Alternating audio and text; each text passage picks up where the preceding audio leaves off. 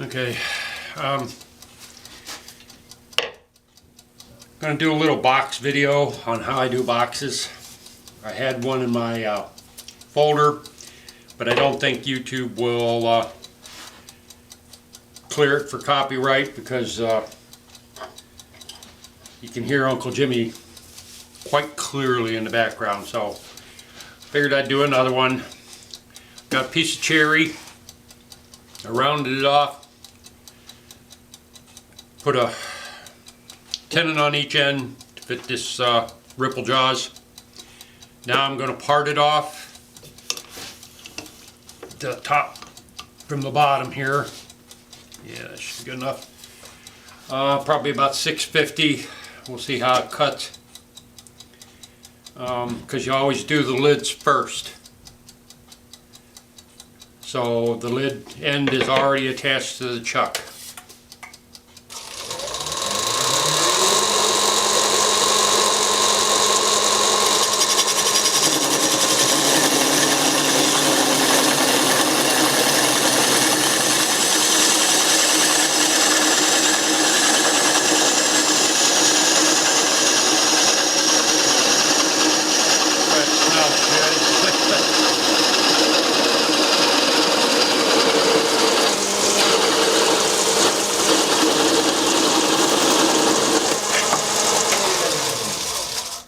Well, that's that. Okay, get this bottom piece out of the way. And the reason you go ahead and get your tenons and stuff on before parting it off, as Richard Raffin says, that way you can tell the top of the top and the bottom of the bottom, and you don't end up accidentally turning them around and you don't end up with a grain match. So it pays to be prepared ahead of time. Well, I tell you, that thing, boy, it cuts really nice.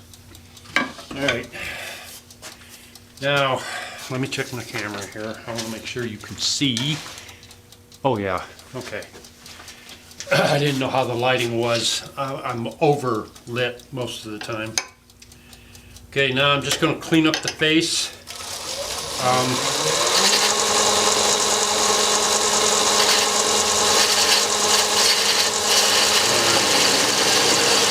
You want to have it slightly slanted in 1-2 degrees.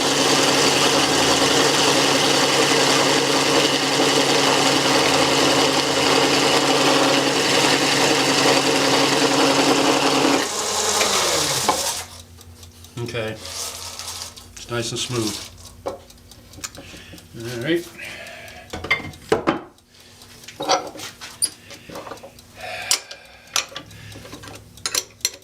Yep, I got an old-fashioned setup here with using a wrench and all that. This is a home-built lathe that I made after having battles with the corporate world over the junk they were making and bringing into the country. Okay, now I'm going to hollow out the lid.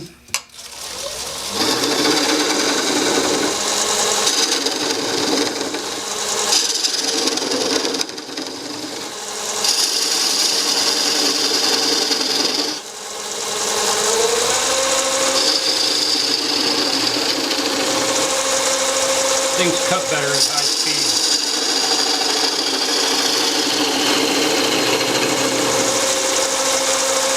Let me check.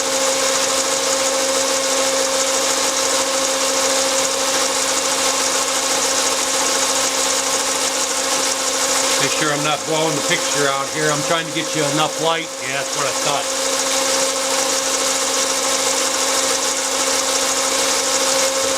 These LED lights, they're nice for blind old men like me. The cameras really don't like them that well. They're too bright.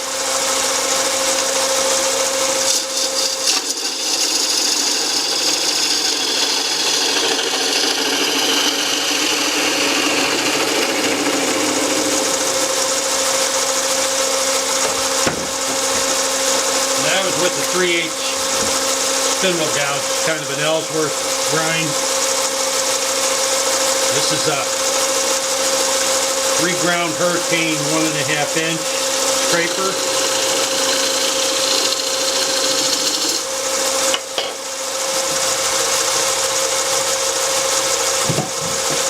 I thought I could leave it on there, but the hand was too long.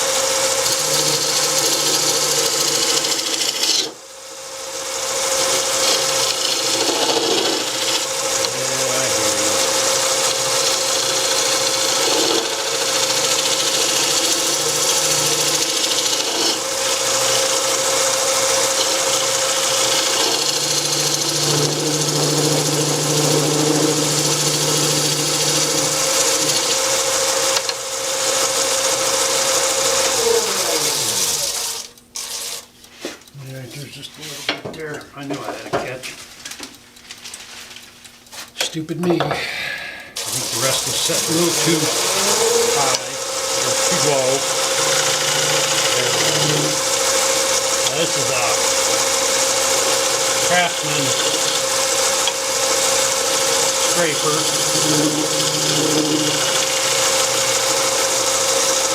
That's turned into a negative rake. Works pretty good. Craftsman used to make some real decent lathe tools. They cut really nice. Now they want a fortune if you find them. I see sets of them going for $150.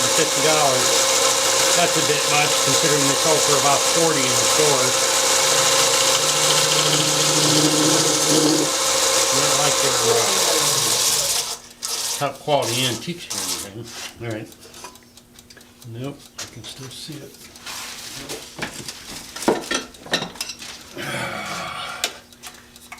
Scrapers I use a lot of.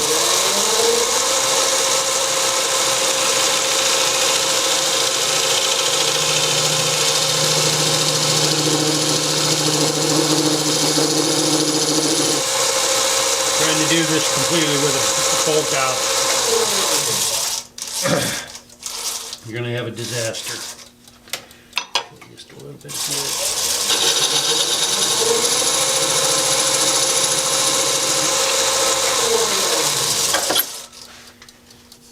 Okay. Now, I've got it dished in like I want it. And I generally go ahead and get that hemisphere sanded. I'm going to try just going with the 180 to start with.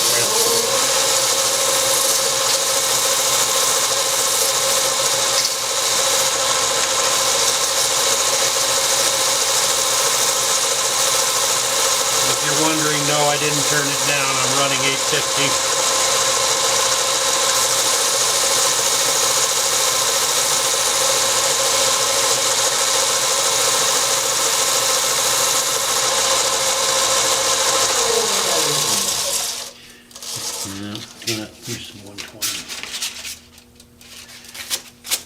The reason you clean this up first, because you're going to notice I'm not going to sand it, is if you start sanding on that,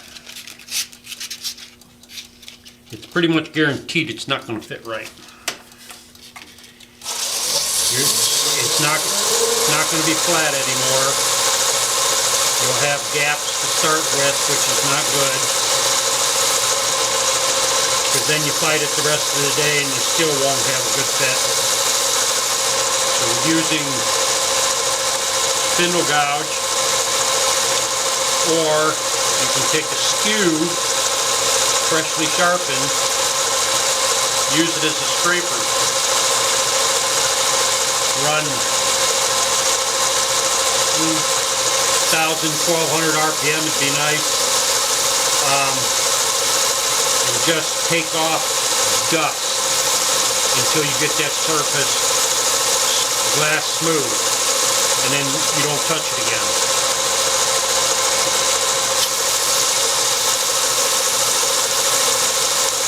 Because by the time you'd run through the grits on the sandpaper, it's guaranteed no fit.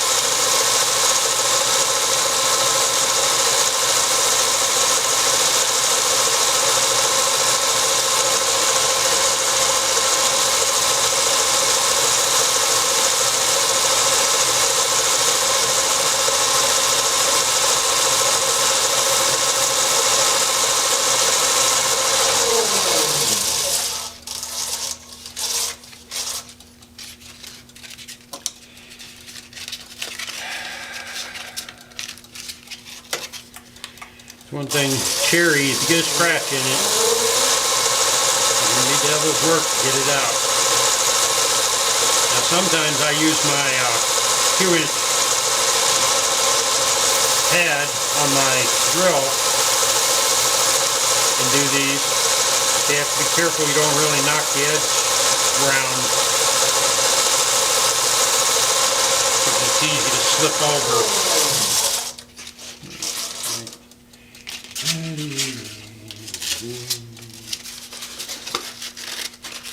I've been sitting around all day doing nothing, waiting for somebody to get home to do this video. And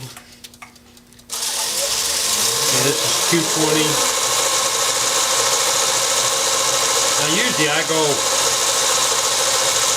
kind of a smooth surface freak. I like to go to 600 and then use my abrasive paste. I could probably stop probably 400 and still get the surface I want. It's just, I like things smooth. Because I use abrasive paste and wax. I don't put clear coat finishes or anything on my boxes. I want them to develop a nice patina and be able to be handled.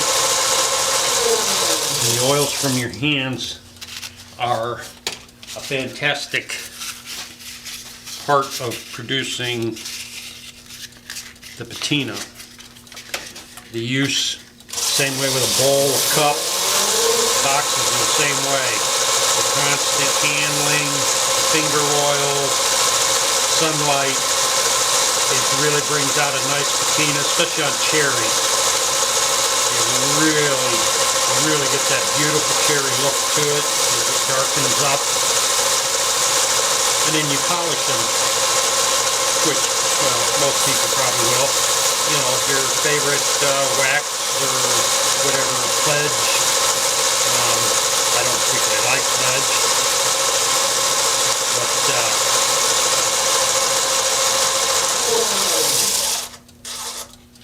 okay.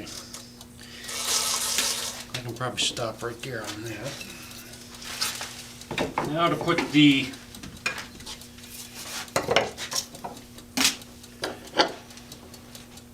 edge on it, where the tenon from the box is going to fit in. Get the tool ready.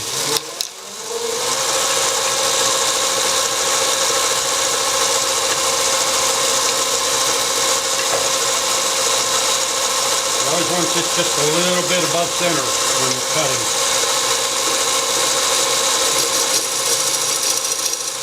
And you want it straight in.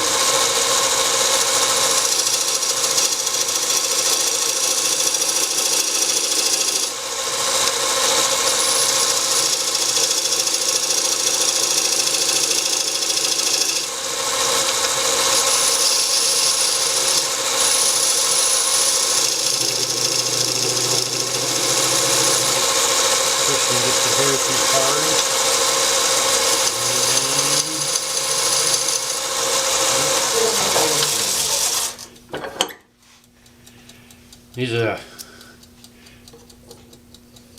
spring inside calipers. Put them right up against the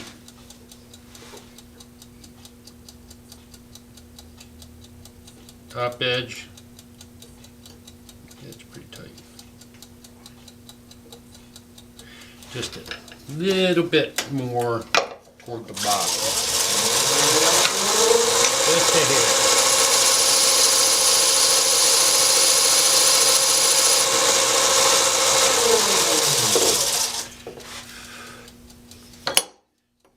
And I'm not being a safety nut, but just for grins,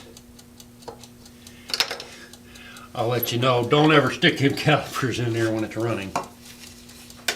I saw it happen once.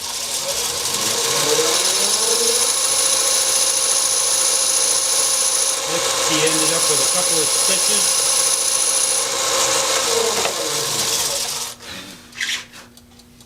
And ruined a good pair of calipers. That he did. the way.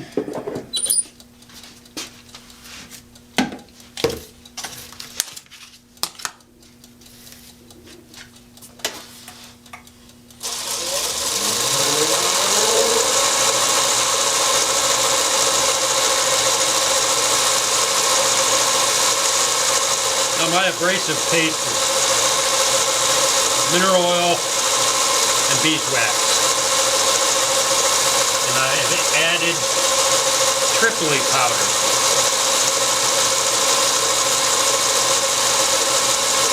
Which a lot of people, you know, they buy it in bars and stuff, use it with a Beal system for polishing molds. It works good as an abrasive in a paste. It's fairly cheap to buy. It's an easy mix. 16 ounces oil, 4 ounces of beeswax, and 4 ounces of Tripoli powder. Melt and stir it all together.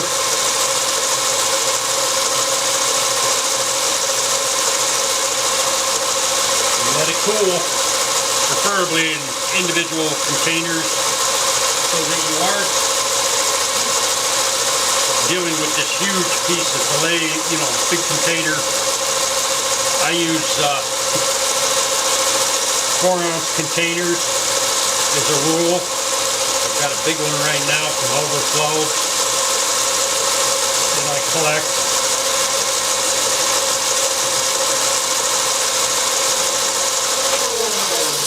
Okay, that's the abrasive paste. Yeah, it looks pretty. This is my wax. It's Carbonuba wax. It's been melted down. 4 ounces of Carbonuba wax mixed with 1 ounce of beeswax. It doesn't soften it very much, but it does lower the melting temperature, so it's easier to melt on. You're not having to use so much pressure to where you may scratch softer wood.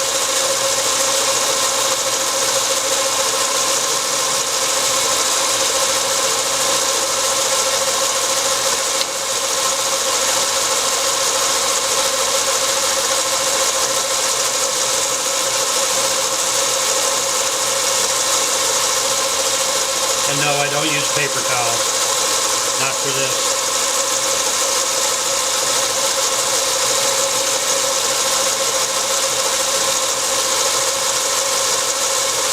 In fact, I don't use paper towels very often on my stuff at all anymore. I've been finding pieces of hard plastic and other nasty little things in the embedded in the paper towels. There's the rim and the inside of the top. It's finished. Next, I'll put the base in there and get it with a tenon that fits this lid, and then we will get it hollowed out. Probably, yeah, I got a few minutes.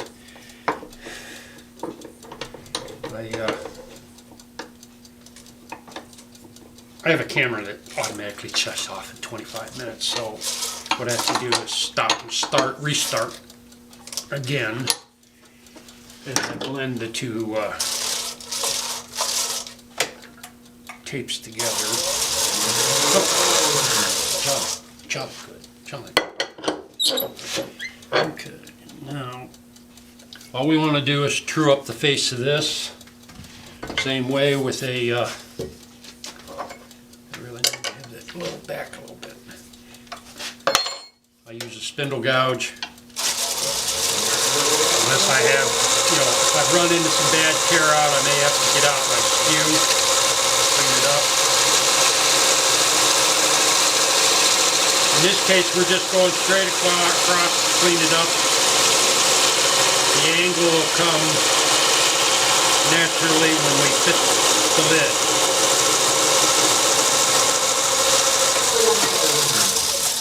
I also want to put a little divot in the center.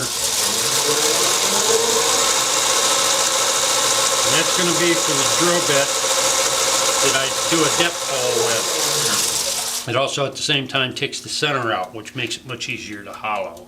Okay.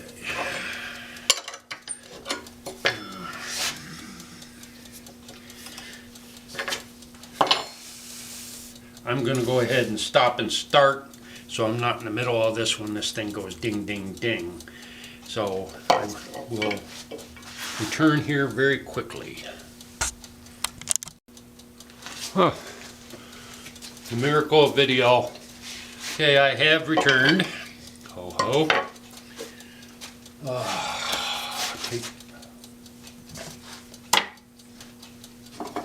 Okay, I've got a drill bit with a handle on it, just a 1/4 incher, and I just used a piece of tape because I generally don't drill notches in drill bits. I've had bad experiences. Richard Raffin does it and doesn't have a problem, which I doubt if Richard Raffin has a problem with much of anything. But I'll drill my depth hole.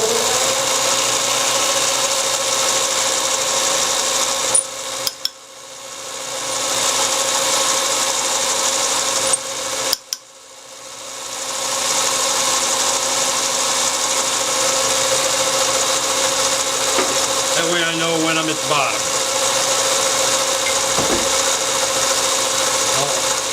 Don't want to make a funnel out of my box. Lousy funnel. Okay, now I gotta make the tenon.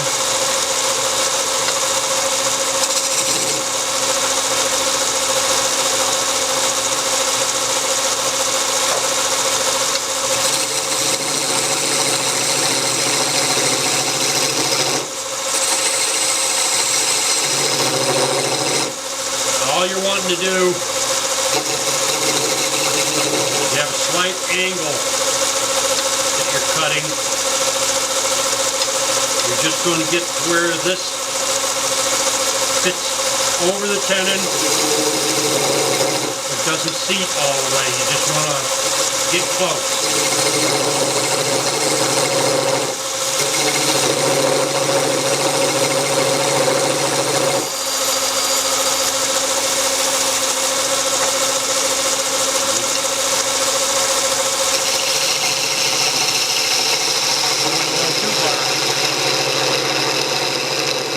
No big deal.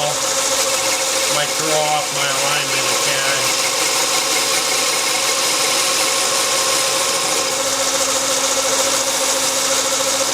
Okay, you push it on there and at speed, it leaves a burnish mark. That tells you you've got wood to play with to get the lid to fit just like you want it. So we can set that aside for the time being. And we can now hollow it out. Now I'm very smart. I don't have that thing very tight. That's one of my brightest moves.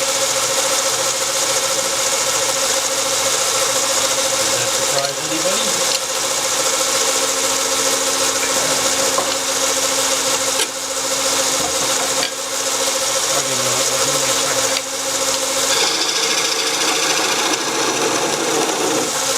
All I'm wanting to do is just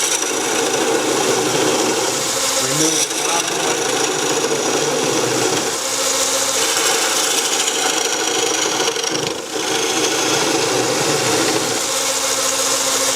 Okay. I don't want to tear off my tenon.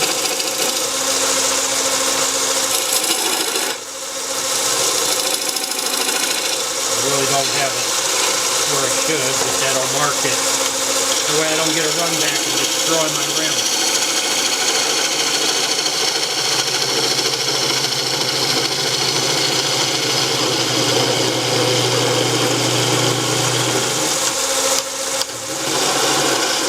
If I get that far over the rest, with a 3/8 gouge, it'll start to vibrate bad, because I can do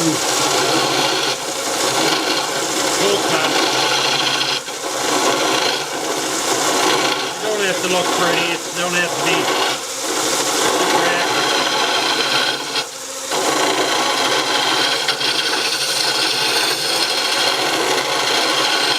Okay.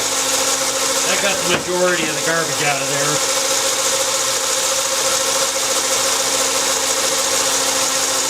A little more light.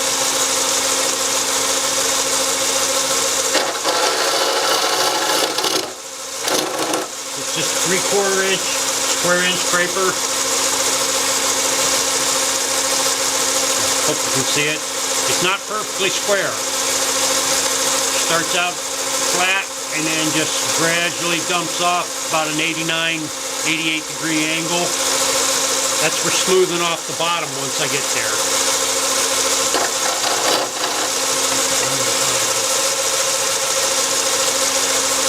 I always want to be going downhill with this thing.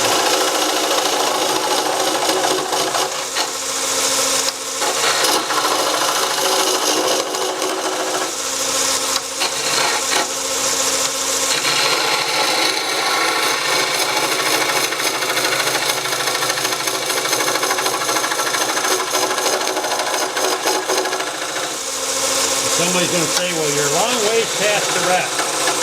Well, of course you are. How do you get to the bottom of a box?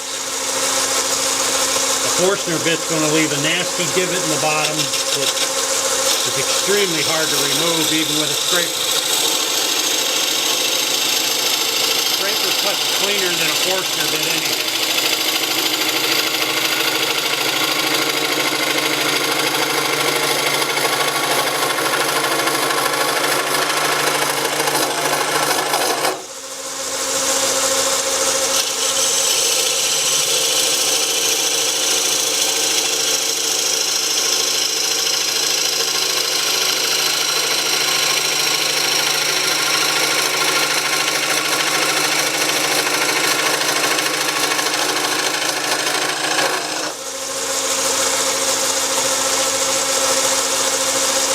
Another 3/4 inch scraper done the same way.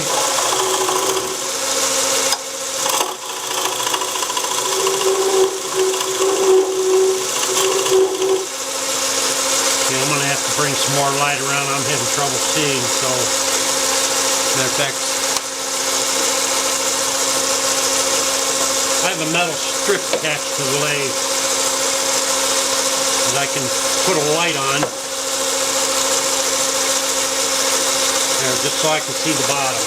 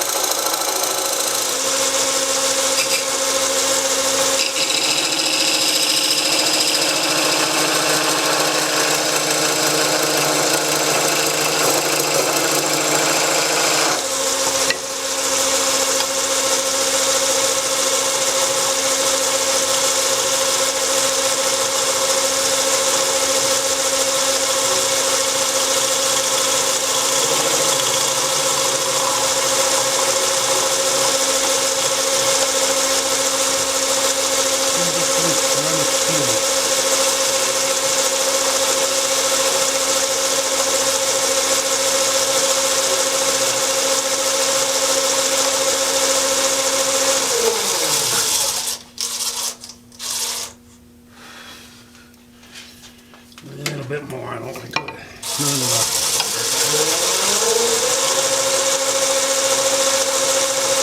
I know I'm probably blocking you folks.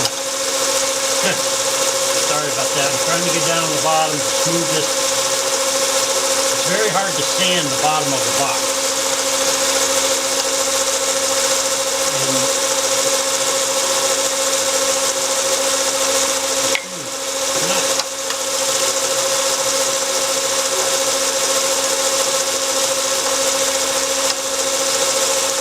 This is my favorite one for doing the bottom of a box inside. My Robert Sorby. The other one's a Crown. Really good tool, but for some reason I just can't get it to, as much as I sharpen and hone, it just doesn't cut as well. Okay. Yeah, I got one of them little, feels like a pimple on there. You can't sand those out, they have to be cut out.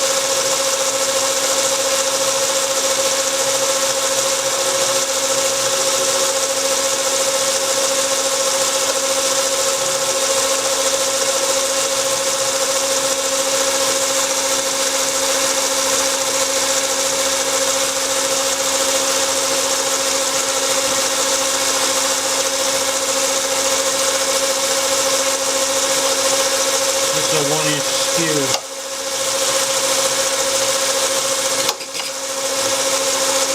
Too wide.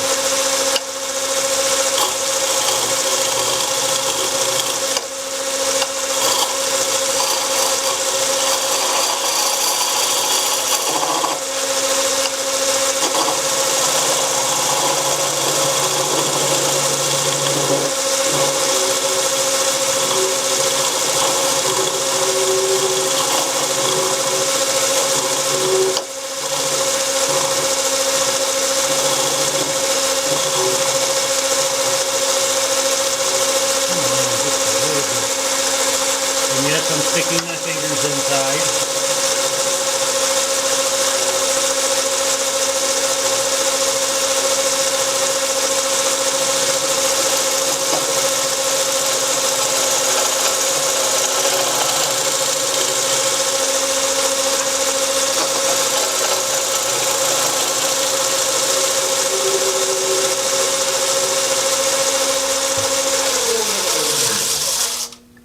About time. I'm going to have to sand that a little more than I like. Yeah, I tried to do as little sanding as I can in boxes.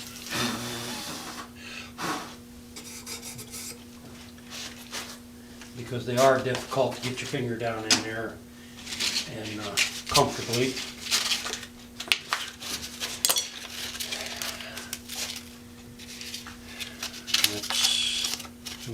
Okay.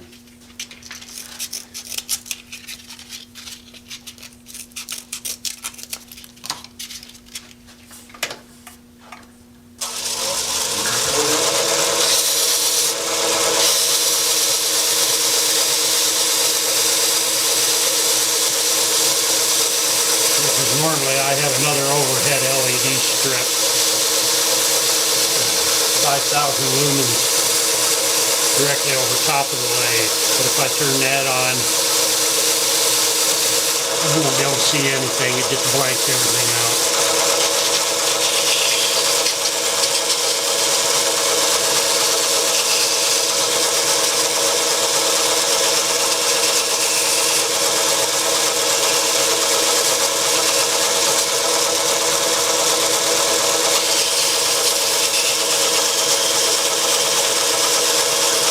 This is another case where I've used a trimmed down 2-inch pad to do the bottoms of boxes this size and bigger. I wouldn't want to try and do it on anything smaller in diameter inside, because if it catches, it'll start to wobble bad and it'll start thrashing around and it'll probably destroy the box and the pad.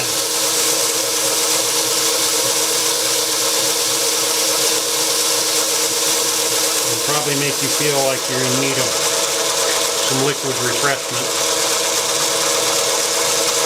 Kind of spooky when they start throwing stuff around at you.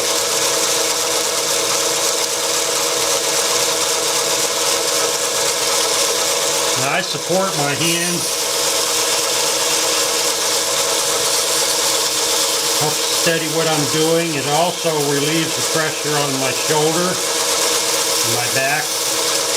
So that if you're doing a series of these, which I've done 20 in a day, it makes a big difference in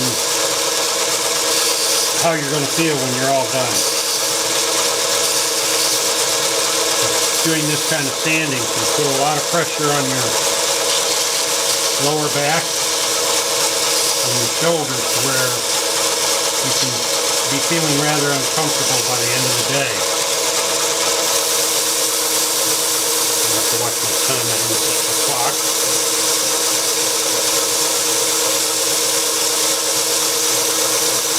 I gotta get me a Windows 10 laptop for out here so I can hook up my camera and go 3 hours non-stop. Can you imagine putting up with me for 3 hours non-stop?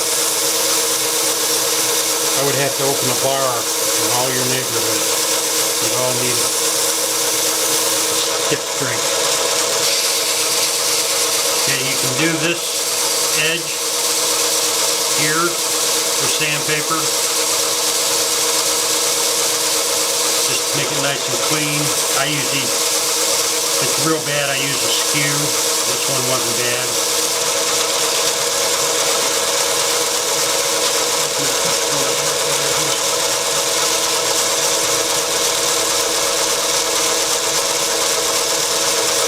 My whole thing is I do what I need to do to get it done.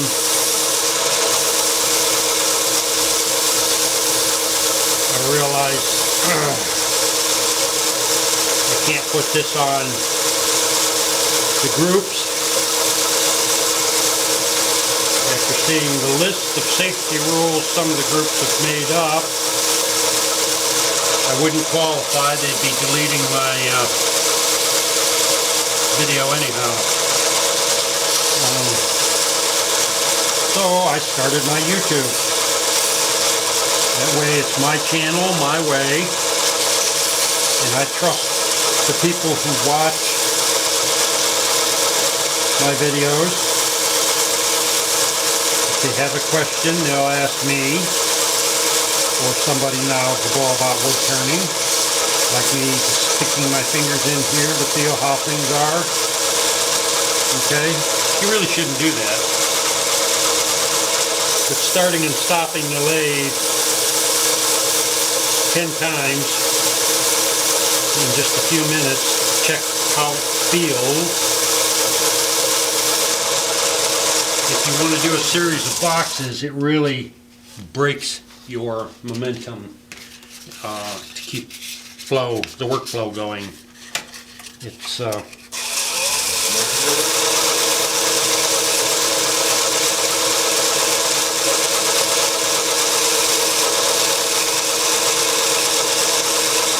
like my grinder takes a few seconds to come up to full speed. I find it very irritating at times. I'm on a roll and I want to keep it on a roll, and here I am standing waiting for a slow speed grinder to come up to speed so I can sharpen my tool to keep going.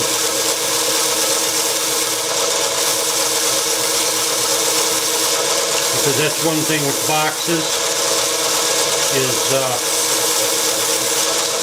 scrapers you use inside, you want them sharp, keep them sharp. No different than any other tool. You let them go dull, you're going to get tear out inside. And you don't want to have to be sandpapering that. I just take the real sharp edge off so there's no cutting edge.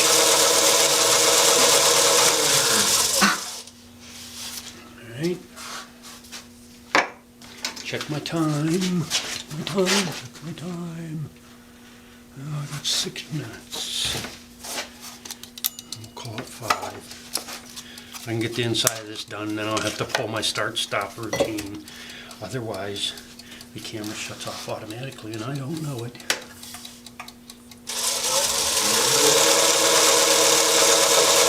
Now, I've used the paste in here. Sometimes I use the hard carnauba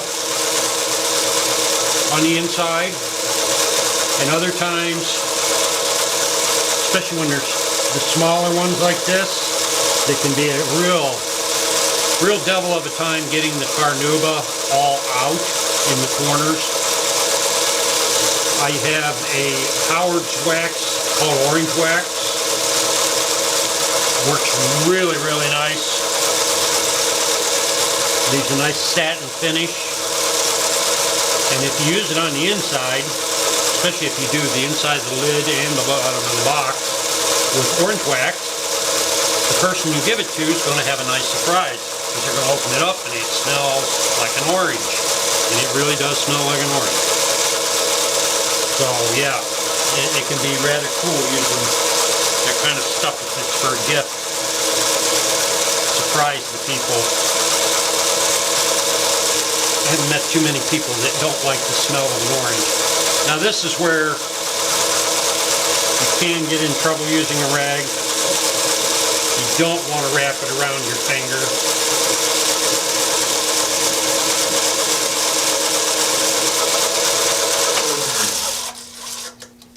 Because if it should twist, it's going to take your finger and twist with it, in which case it's probably going to turn your finger backwards and snap the joint.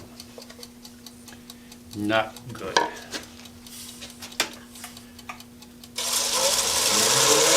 These are just non-woven white pads I cut into little squares for applying wax. They'll give you a little polishing action as you're applying the wax. Now while that's running and cooling off, I'm going to stop and restart again so I can finish this up. I hope.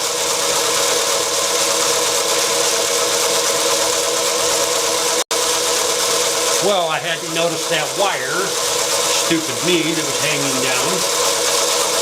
Sorry folks, I hope it didn't obscure too much. I should be able to tell when I see the video. Not that I can return the wood and do it all over, I'd have to start a whole new box. So I'm hoping it didn't block the good parts. Is there a good part?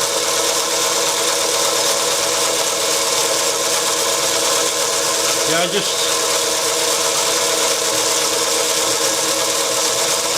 people say, well, that's why it's called danger shop, because you're doing things with that thing, that rag's inside and your finger's inside. And, okay.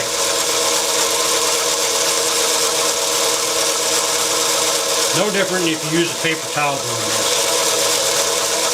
Your finger's inside the box and you're trying to get the wax out.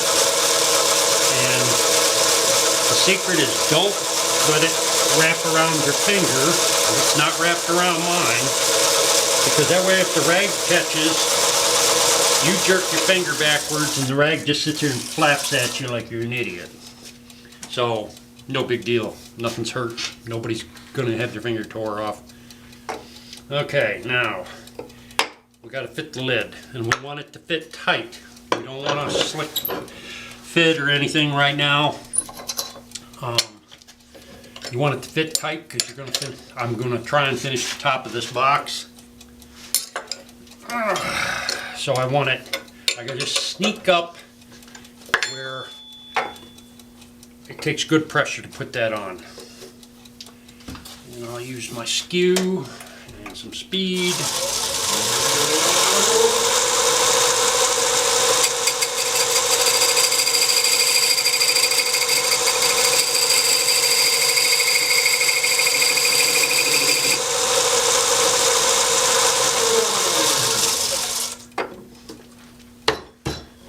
Like that.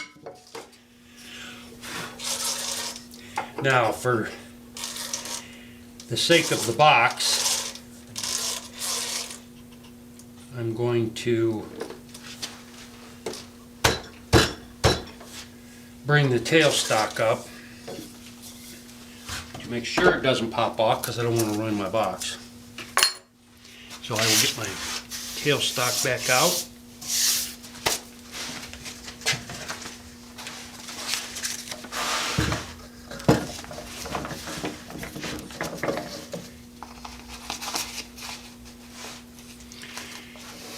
Them old Craftsman's, that's one thing I never had to worry about having to take the tailstock off, because they were so long that you didn't have problems like that. You could use your tools.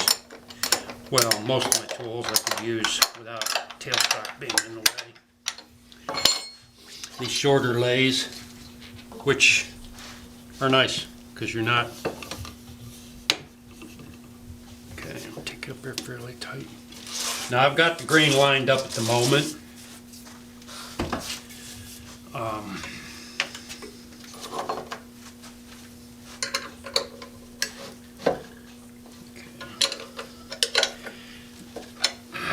I'm going to use a skew, but it's going to be in an unconventional manner for what most people use it for. Richard Raffin calls it a low peeling cut.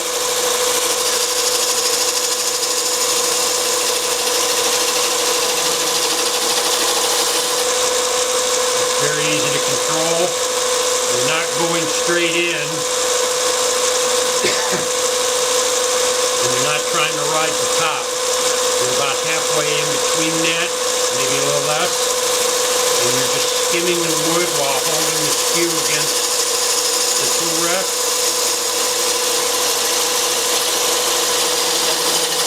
Works really nice with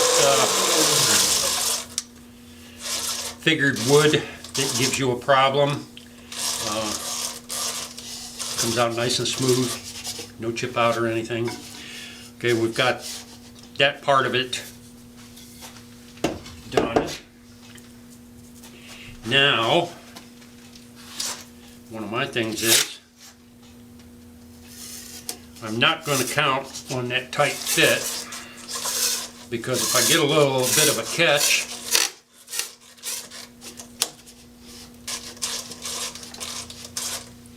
I will have the lid popping off, because I've got to remove the tailstock again, move it back, because it's going to be in the way.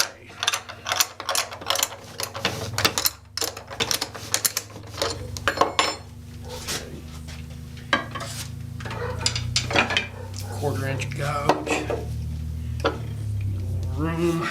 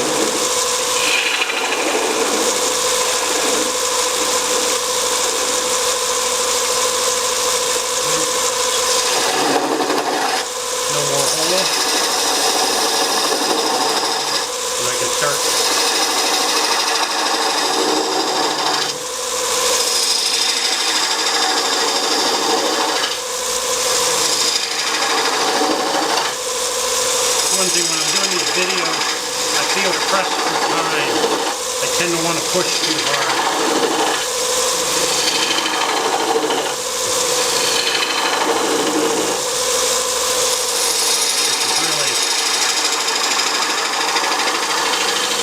I really need to break that habit. But I get engrossed in the turning, and I forget to watch my time, and I've had come to the realization that I have finished the box, but the camera quit a long time ago. So I'm always wanting to check my time. There. I have a little egg timer here.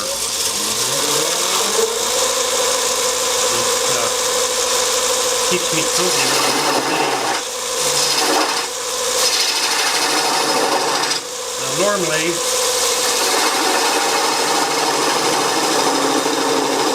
I like playing music while I turn.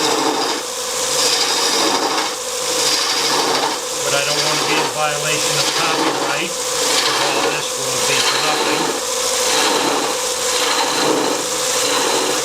But I've also had people tell me that they don't like to hear my music in my videos.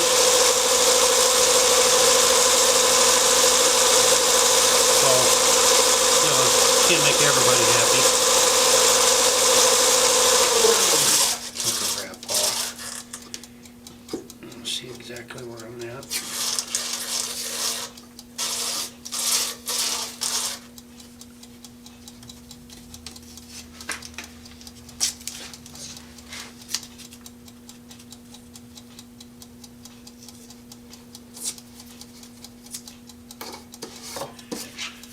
All right.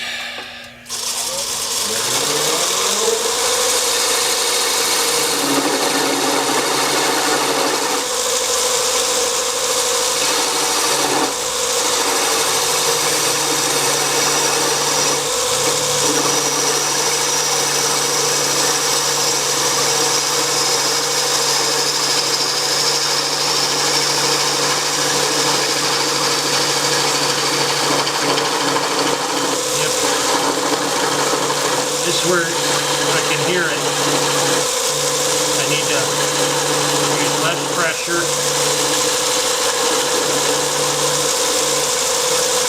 and keep pressure the heel against the lid. Help hold it in place so it doesn't come flying off. 10 to 1. If it comes off, it's not going to hit me. If it does, it's such lightweight, it's really not a great danger.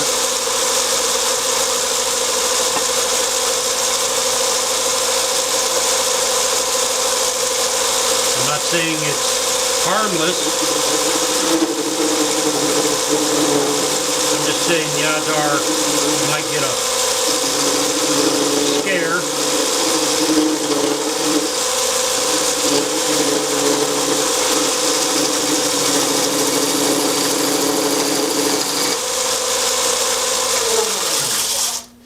Which, you know, nobody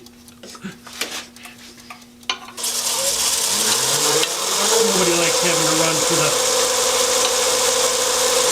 house to change clothes.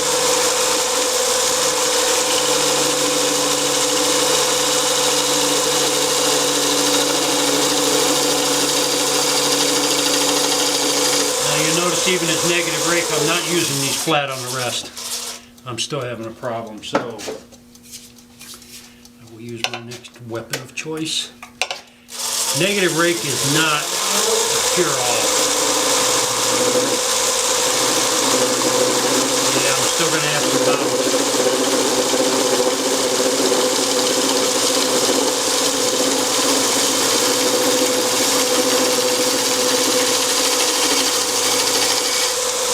Getting way out there at the end, it took, probably took 90% of it out.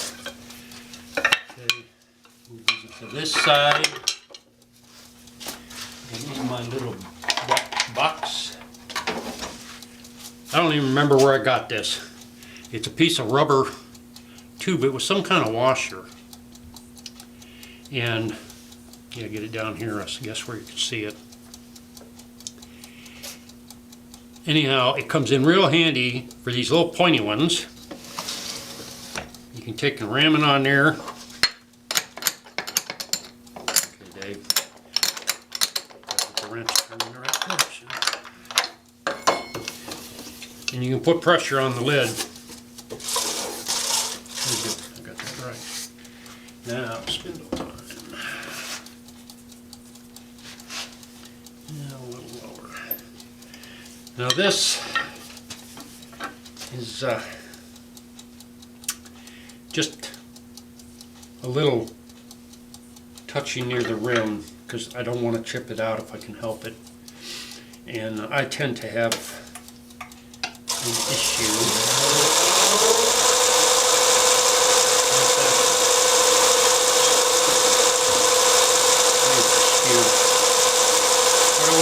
put a V groove.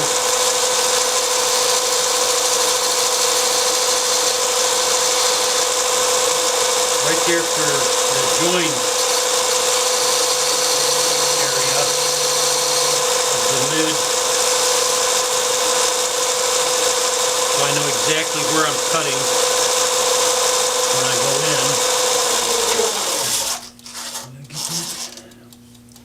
Excuse me for using the light here.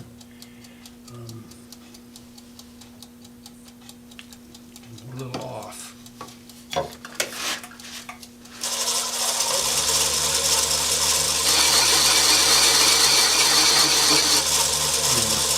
Never liked the sound of that slow cut.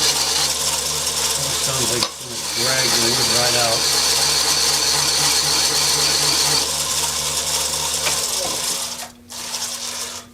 You want a definition of some kind, whether it's a V-groove, beads, burn lines, something like that.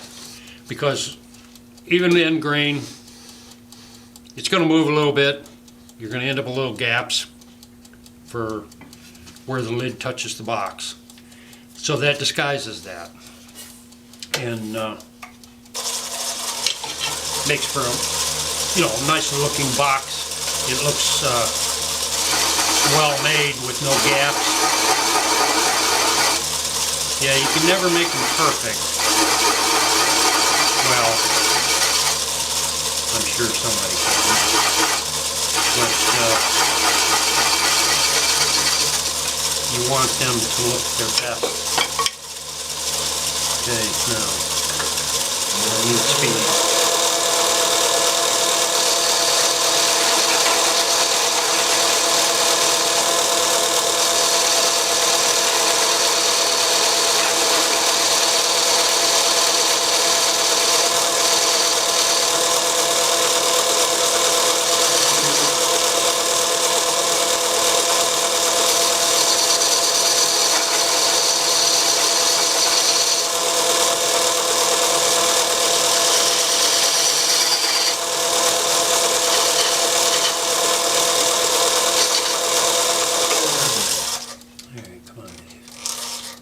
Here's your mark.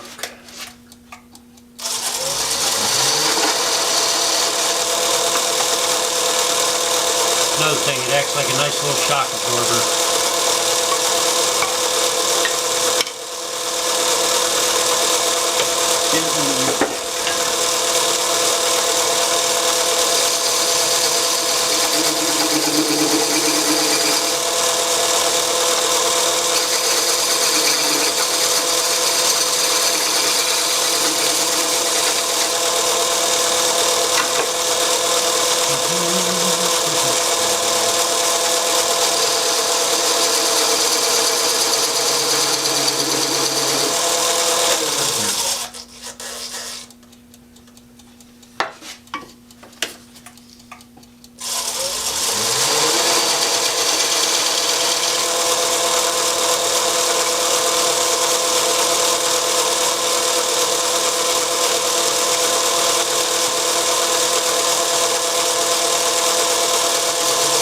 I have a lot of my own tools that I make out of old antique screwdrivers. They're harder and thin, and they make nice little skews and other nifty little tools. And I use them for like detailing on boxes. Now I can soften that edge when I do it with the sandpaper. Okay, do most of this with my little shock absorber still on there. And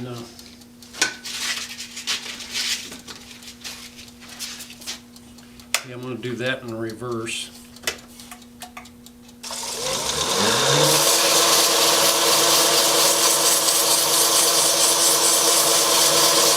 One of the reasons I've become a fan of reverse sanding is I don't want to be running my dust collector right now because you wouldn't be able to hear a single word I said because it's sitting right behind me. So I do this in reverse, and it throws dust away from my face. They claim I got COPD as it is. I don't know if that's true or not, but I'm not going to push the point. I'll just have the dust go away from me.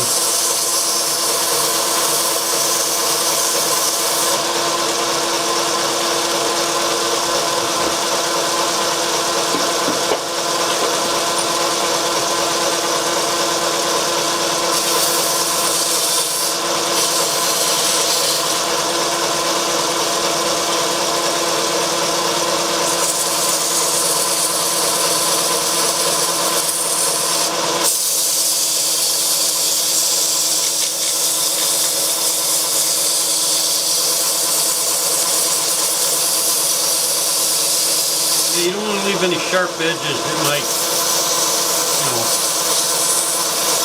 snag sensitive skin.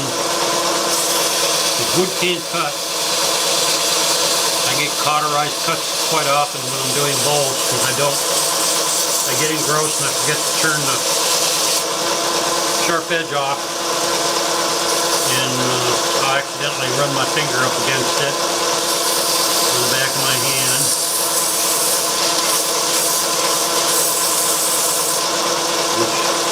Generally results in the release of some not so nice words and blood all over the place for a little bit. Usually. Sometimes cauterizing works real well. A little bit more right there. This is 120. I'm wanting to smooth out any deviations from the tools without changing the profile a ton.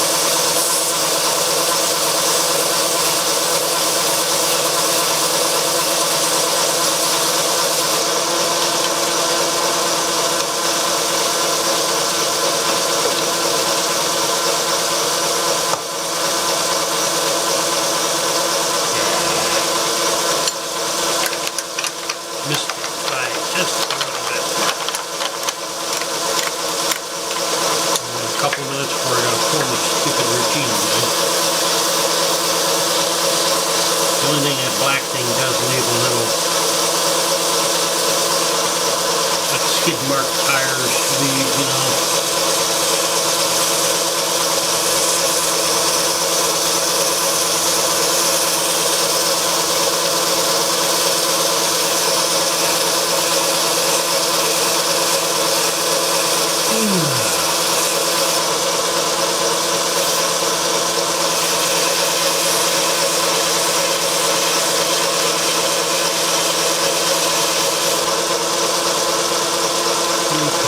Turn off and turn on.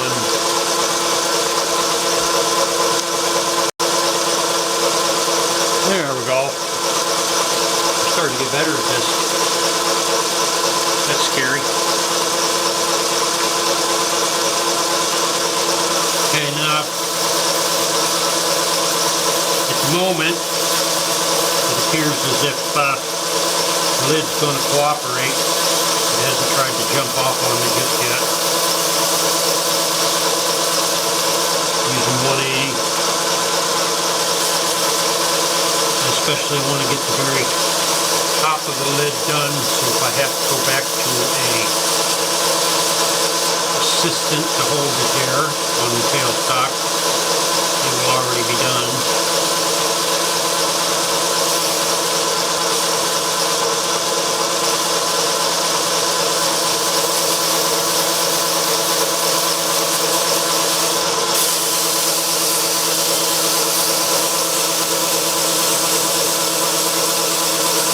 Outside of the box,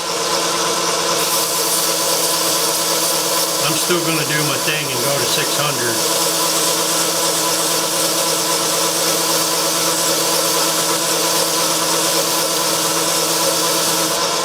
I'm just kind of a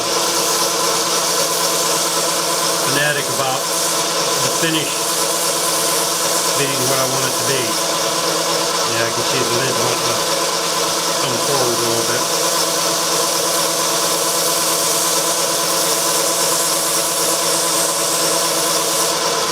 Oh, thank it's hot.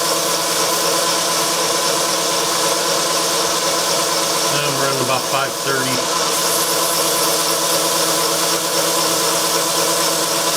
Which I know most people, they stand, 100, 150, and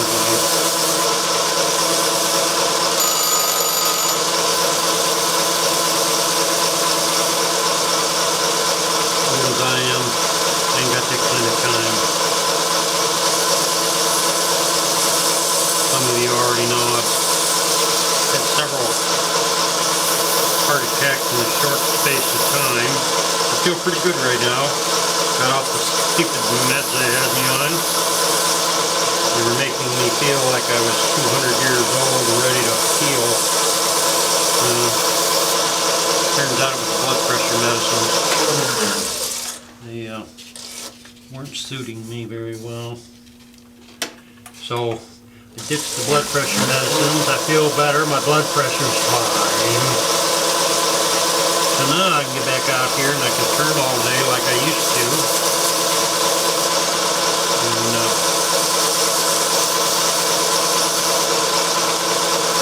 feel like I'm accomplishing something in my shop. Other than just having to go take a nap every time I turn around.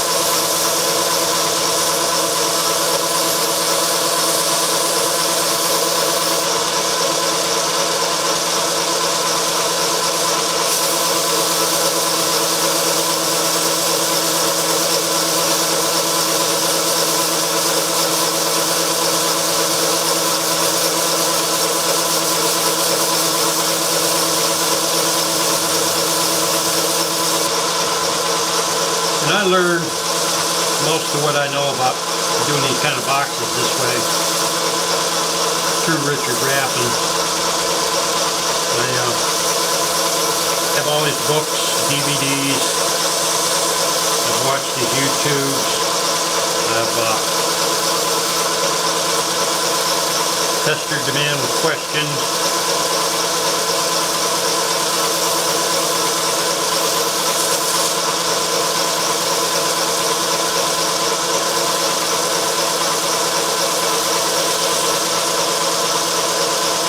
See a lot of stuff that is influenced by him in my work, which I wouldn't think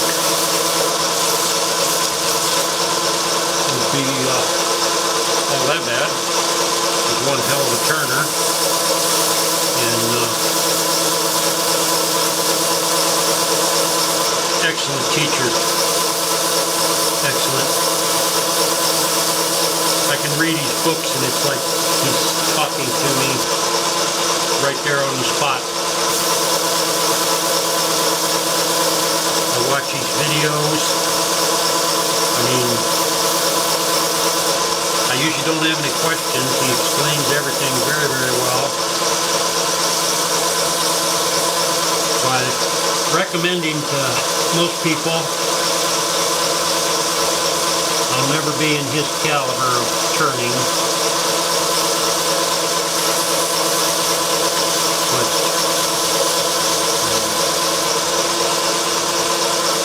check out his YouTube channel.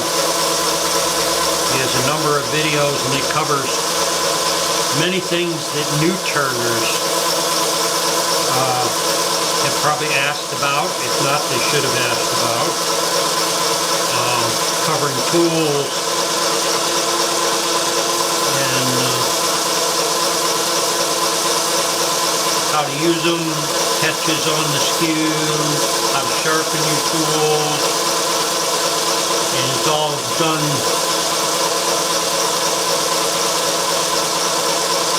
right to the point without a lot of fancy stuff to distract you. How's that looking? Oh, that's looking good. There we go. That crack did go down that far. Oh well. You can't take a crack away once it's there. I save all my used sanding disc for times like this, especially on boxes. I get down 320, 400, 600. It's many times just the outer edge of the disc is more away. The centers are fine. They make beautiful sandpaper for boxes and stuff. They folded like this. Don't come off there.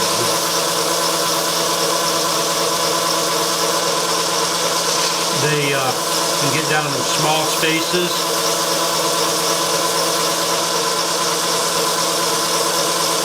And they're just heavy enough to where they don't wrinkle up and want to fold away on you when you use them.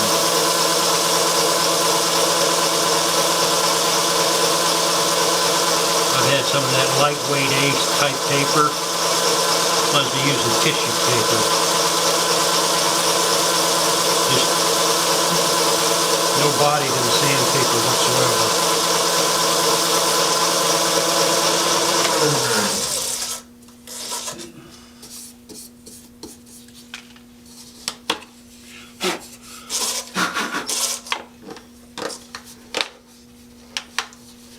Yep, see, we're starting to get down to where I'm going to have to get it finished up. Where's my time here? Oh, not doing too bad. Maybe if I didn't talk so much, I'd get things done quicker. Okay, now I'll go to 600.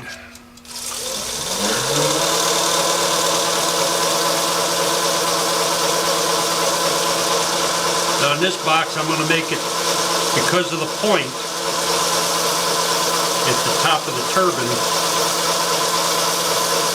I'm not going to have this so that it is a tight fit.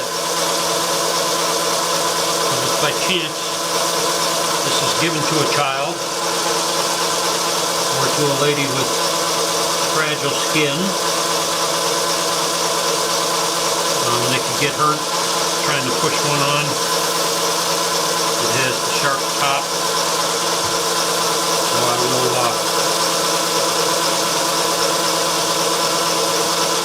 make this one a loose fit.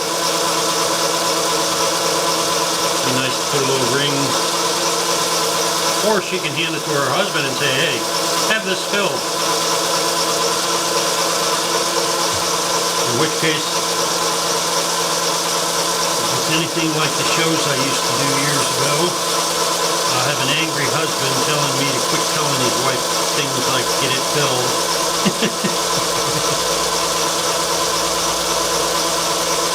I don't know if any of them ever did get their husband to fill that. Okay. These are dusty.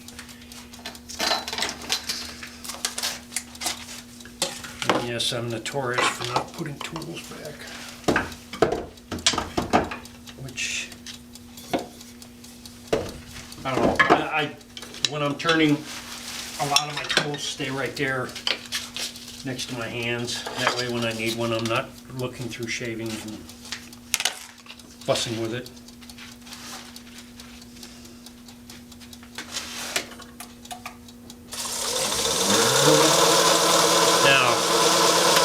Something,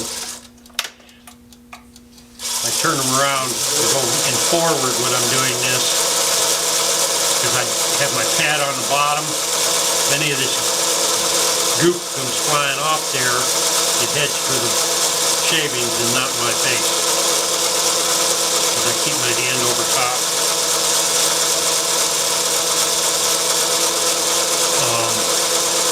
That's one thing, you don't want to get this trickly in your eye. It's not the best tasting stuff, but I'd rather get it in my mouth when I'm talking to you than get it in my eyes. And no, I'm not wearing any glasses or anything at the moment. So in my eyes by having my hand over top to block any of that stuff that comes flying off there. And most people will find I'm quite honest about it. If I'm not wearing safety gear, I'll say I'm not wearing safety gear. This is another case where you don't have it wrapped around your fingers. That's one rule I do obey, don't wrap it around your fingers. I'm an ex-mechanic, I've seen people's shirts, everything pulled into machinery, running engines, because they had something wrapped around their fingers and got caught. That I can see. Especially when you're working near a chuck.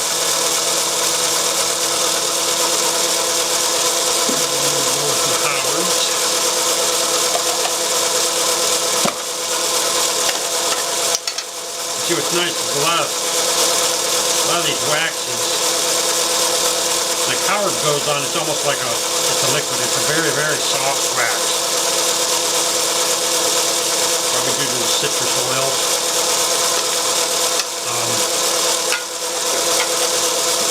But when you go to put the cloth on it, some get soaked into the cloth, but it just keeps polishing into the wood.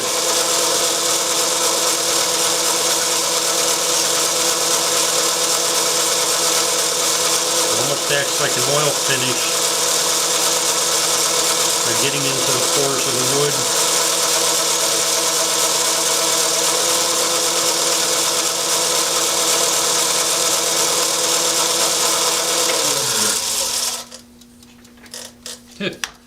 Made it so slippery I'm having trouble getting it off. There we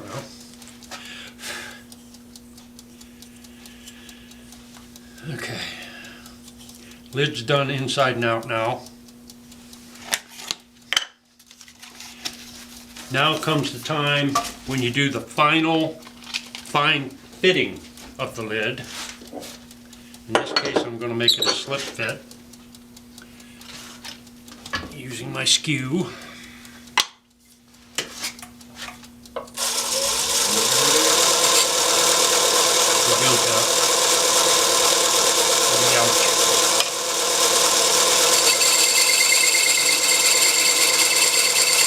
Don't use sandpaper.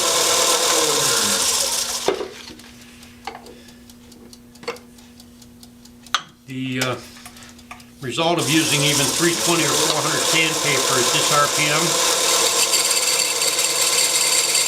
it just takes a few seconds and you've got a really loose fitting lid. And if you're going for a suction fit, you definitely don't want to use sandpaper there.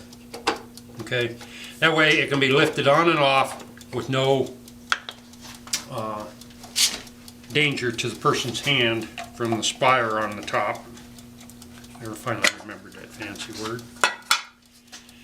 Now here I don't use the abrasive paste because I don't want to reduce it any more than it is. I just use the wax.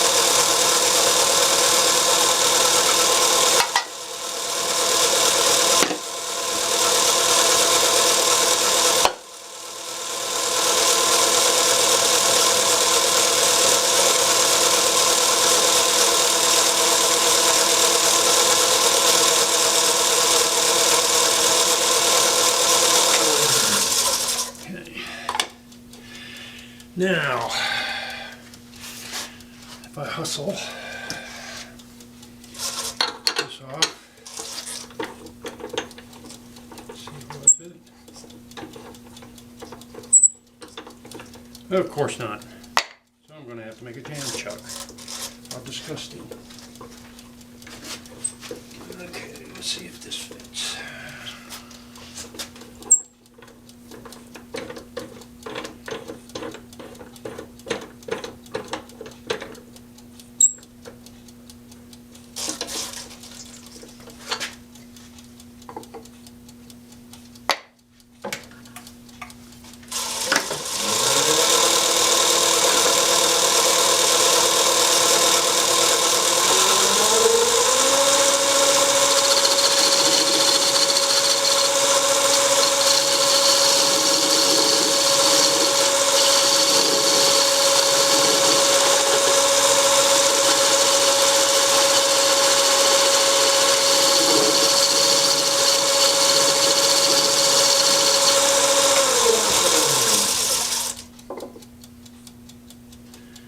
Good enough.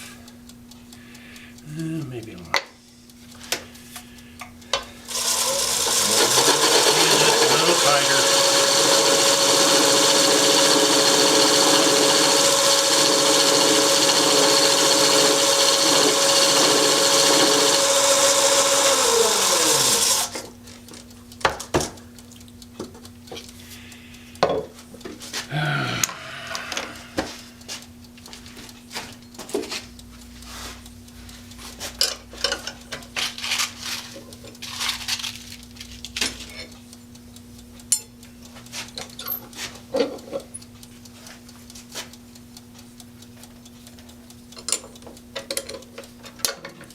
Now I'm going to try and do this without tailstock. I may regret this.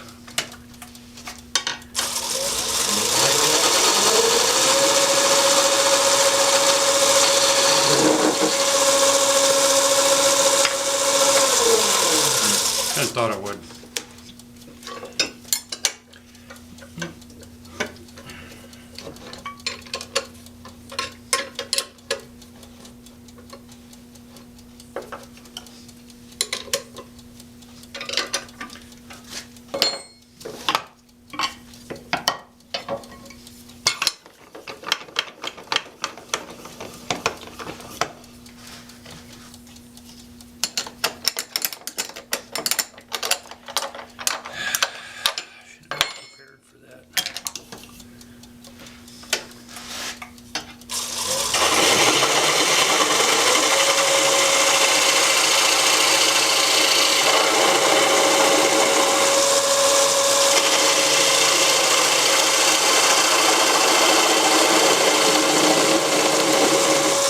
Quicker this way because I can get the speed up and I can lean on it now. Not worrying about popping off.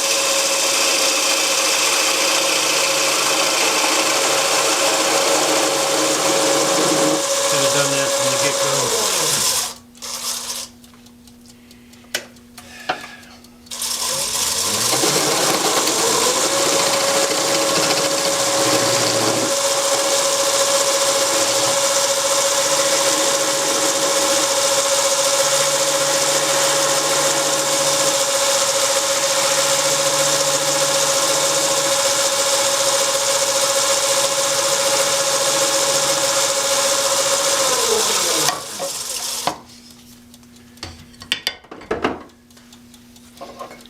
Don't think I'm going to make it. I have to stop again.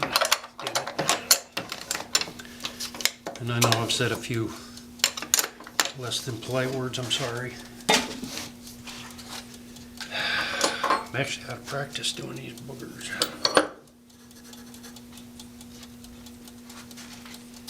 You know what?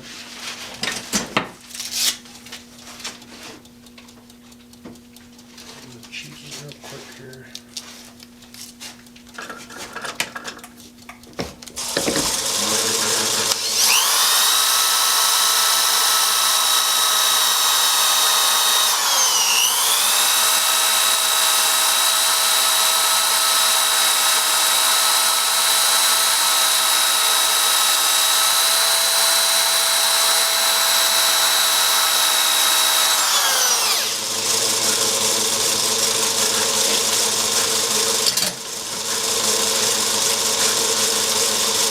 Didn't want to have to go back to the heavy grit stuff.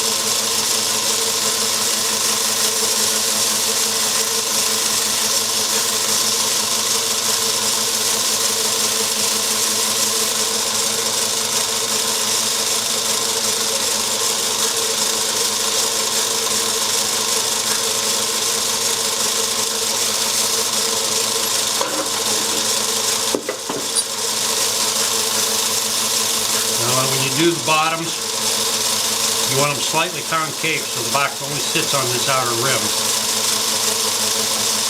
That way it's not sitting there wobbling, sitting on the dresser or wherever. I usually figure 1/32 of an inch, maybe a hair more, that's plenty to have it concave.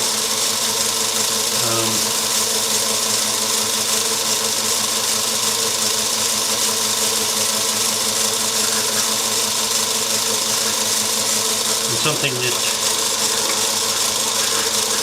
many people do, I don't always, is before I get the final finishing grit out,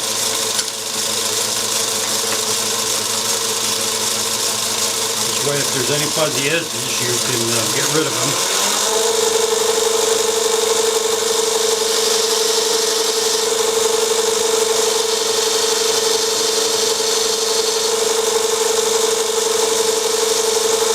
Normally you put 2 rings, it's not a problem. When you go to put, if you want to do 3 rings, it's very noticeable if the spacing is wrong.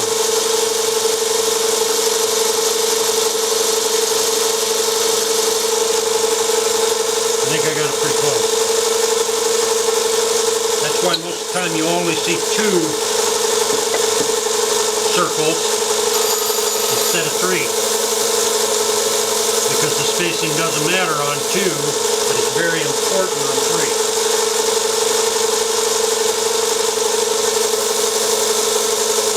Because the human eye is drawn to those kind of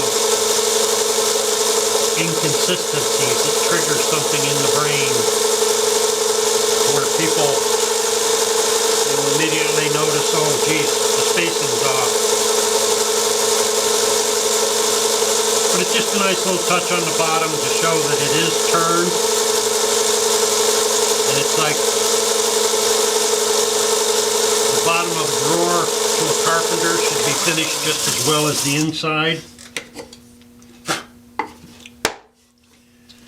Because it shows the quality of the work and that he cared about what he was making. So it's just one of those things.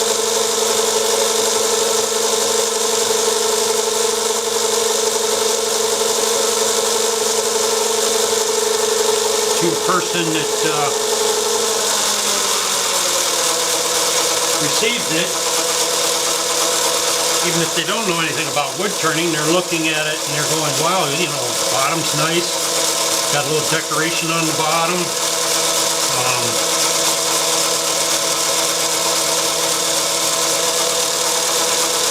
Just a little bit more impressive.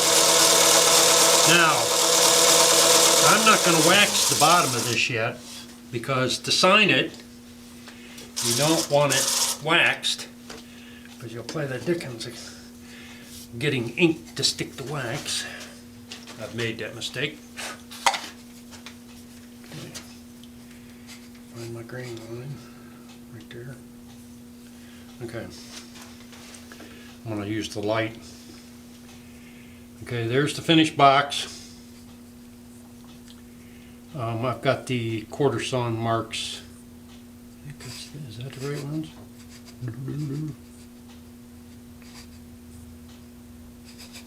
Nope, that's them right there. Okay. There's the grain line up. You always end up with your little, I don't know. To me it always looks like a mushroom head sitting on top of the grain. But it matches up very nicely. I have a thin parting tool. It's made out of a 90 thousandths thick table saw blade that I cut sections out of with the carbide tips to make thin parting tools to